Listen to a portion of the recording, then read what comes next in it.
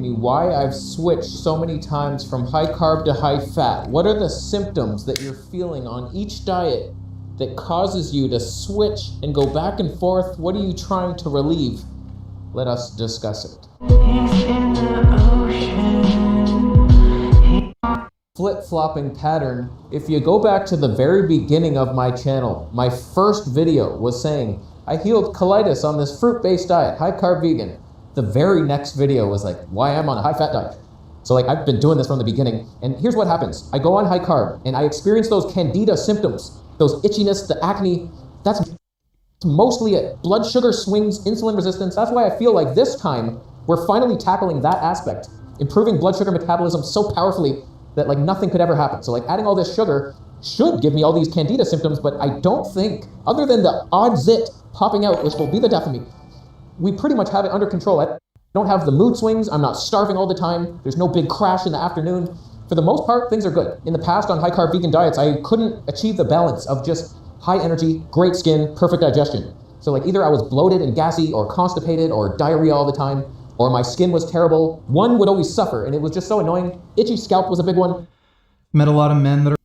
The skin issues. It was mostly skin, sensitive teeth, a lot of pain and worship. That's not the word. Brain fog, that was one of them. That's been improved so much. It's not perfect, but it's basically acceptable. Now, when it comes to the high fat side, usually when I switched from all those symptoms I was experiencing on high carb, and then I go low carb, high fat, what seems to happen most times is all the itchiness goes away, all those candida-like symptoms. Usually the skin clears up, and back in the day, I used to get a mood boost. I just felt happier on the fats for some reason. I think it's just because I added salt.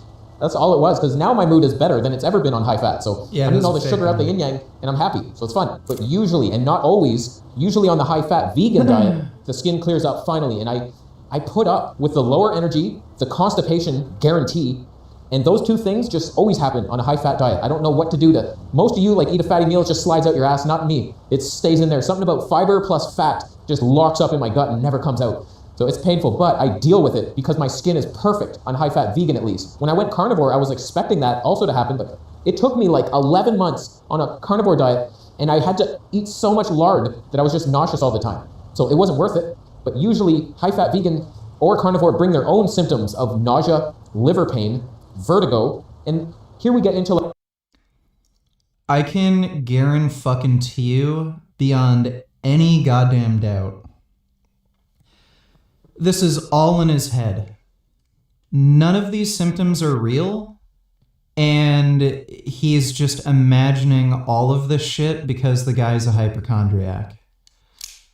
All of these fucking people are just crazy fucking hypochondriacs. Frank Tufano does the same thing. How many times has this guy like eaten a raspberry and then he said, "Oh, I couldn't sleep for a week because the red pigment in the raspberry damages your liver, or it triggered candida overgrowth," and then he'll never get a diagnosis. Never any like actual medical confirmation of anything. So it's all in their fucking head. They don't have anything. They're just imagining it. Like way more serious issues, like heart pain. I've had that so many, right in the nipple. I don't know what ventricle that is, but there's one in there and it hurts. I would get liver pain often after eating meals. It's like that sharp pain. Just, I don't think we're meant to digest that much fat at a time. He's still fairly young, right? Like he's in his mid 30s at most. I think he's roughly my age. Like you can get gallbladder attacks from eating that much fat, but for a younger guy who's relatively healthy, again, to be claiming he's getting pain in his liver, I don't know, like...